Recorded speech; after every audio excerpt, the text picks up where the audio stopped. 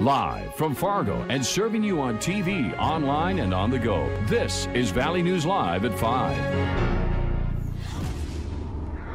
We begin tonight with breaking news. A Fargo woman is charged with murdering her newborn child by drowning him in a bathtub earlier last month.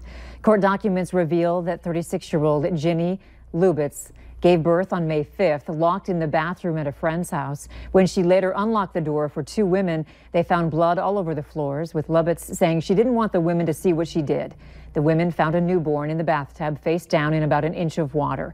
An autopsy on the child showed levels of amphetamine and methamphetamine in its system, and the autopsy ruled the cause of death a drowning. Documents state Lubitz told police she didn't remember anything after she cut the umbilical cord. This is an ongoing investigation. I would be scared for other residents and, especially kids and people underage.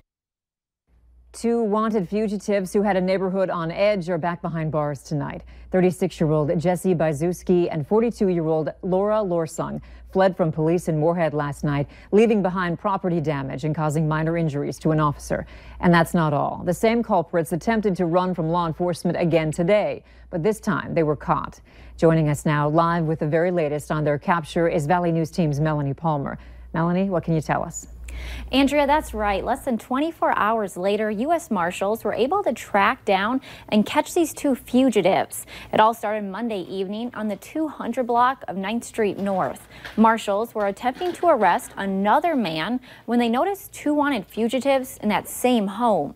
But when the marshals approached Bajewski and Lorsung, they hopped in a car and fled the scene. Now, I spoke with several neighbors on this block today, and after hearing about last night's incident and not knowing where the suspects were, some of them were feeling apprehensive. That scares me, especially living, so close to them. They could have came over there and started arguments over there, and, for all we know, there could have been somebody over there helping them too.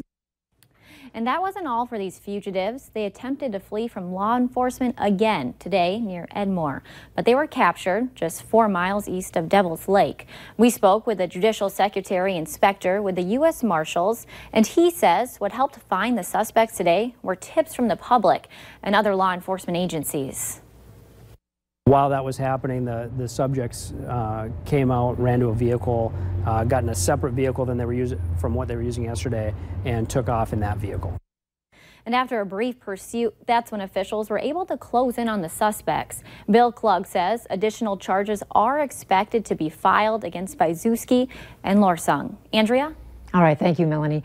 The U.S. Marshal we spoke with tells us no one from the public was injured during both chases, although some fences were driven over. The Marshal says both Bajewski and Lorsung are now in custody and no longer a threat to the public. For more on this story, you can head to our website, valleynewslive.com. Tomorrow, President Trump will be in Fargo campaigning for Congressman Kevin Cramer, and Valley News Live will be there with live coverage throughout the day. We'll also have a crew traveling in the presidential motorcade, and we will carry the president's full rally live on KVLY beginning at 7 p.m. For all your news and live coverage of the president's visit and speech, you can find it on Valley News Live along with our website and Facebook page.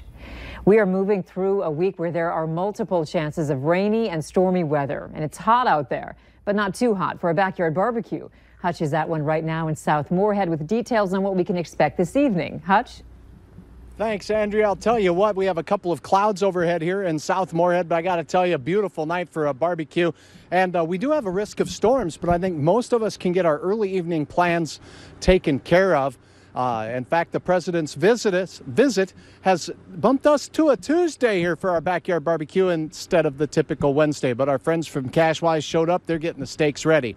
Here is a look at what's going on the radar. Thunderstorms firing in north central North Dakota, north of Minot. That cell was severe earlier and continues to drift off to the east. It's going to be a while before they get to us, but the best chance of severe tonight looks to be out in the western Dakotas. Yes, the storms will get here later tonight. We're thinking mainly after 8 p.m. for our counties out to the west. So in Fargo, temperatures in the 80s now. Will stay there for the next couple of hours, slipping into the 70s for the majority of our evening. And if we get storms here in Fargo, it's likely going to be 10 or after into the overnight hours. The risk of severe pretty small at that hour of the night here in Fargo. Grand Forks, likewise, a nice warm evening, quiet for most of it.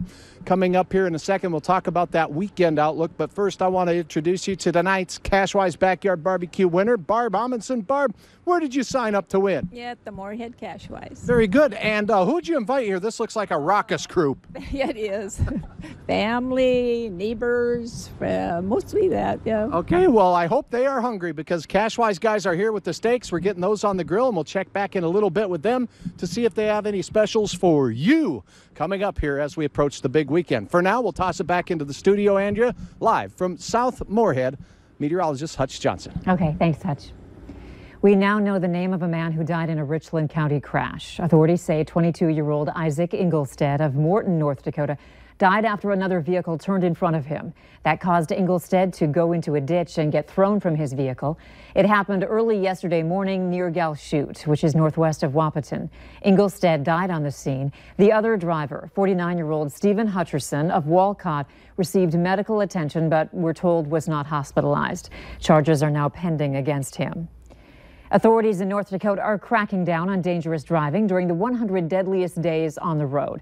The Highway Patrol recently had a speed saturation along I-29 and Highway 2 in the Northern Valley. They issued 88 citations and 29 warnings in just 2 days there. Citations were also given for drugs, driving under suspension, and weapons violations. Some of the drivers were going faster than 107 miles per hour. Authorities hope this will remind drivers to be safe out on the roads. A man from St. Cloud is accused of severing 2 fingertips of a man who came to his front door last week. 67-year-old Clarence Jr. Hilliard Jr. appeared in Stearns County Court on 2 felony counts of assault with a dangerous weapon. According to the criminal complaint, a neighbor told police he went to Hilliard's apartment Friday to give him cigarettes. The documents state that Hilliard opened the door, swung something at the man, and cut off 2 of his fingertips. Police executed a search warrant and found several weapons inside Hilliard's apartment, including a machete with blood on it. Doctors could not reattach the man's fingertips. An irate passenger was taken off a plane and placed in police custody after the aircraft made an emergency landing in Rochester, Minnesota. Video taken by a passenger on board shows the woman moving down the aisle, yelling and cursing. At one point, you can see 2 men confront her, possibly to calm her down. The woman became irate when the flight was delayed and diverted because a man up front needed a doctor. A passenger on board told NBC affiliate CARE that the flight attendant thought the man was sleeping, but he was actually in a coma. When paramedics arrived, the woman reportedly ran from the back of the plane, yelling that she wanted off. According to CARE, police sent the woman to a hospital for a mental health evaluation after being told she is a military veteran battling PTSD.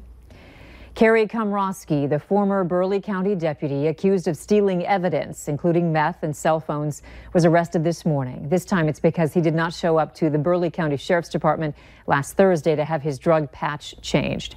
At the beginning of June, the 31-year-old Komrosky was in trouble for the same thing. He had violated his patch 3 times and turned himself in once a warrant was issued. He got a new patch on June 7th after his patch tested positive for amphetamine and meth. There is no indication in court records how his patch tested this week. The Minnesota BCA is now getting involved in a missing persons report out of Fergus Falls. 16-year-old Jerica Neubauer was last seen at her home northeast of Fergus Falls the afternoon of June 19th. Police say she left the house while her family was out on errands. Because of her age and the length of time she has been missing, authorities are concerned for her welfare. Neubauer is 5'6", about 133 pounds, with thin braided hair to her lower back.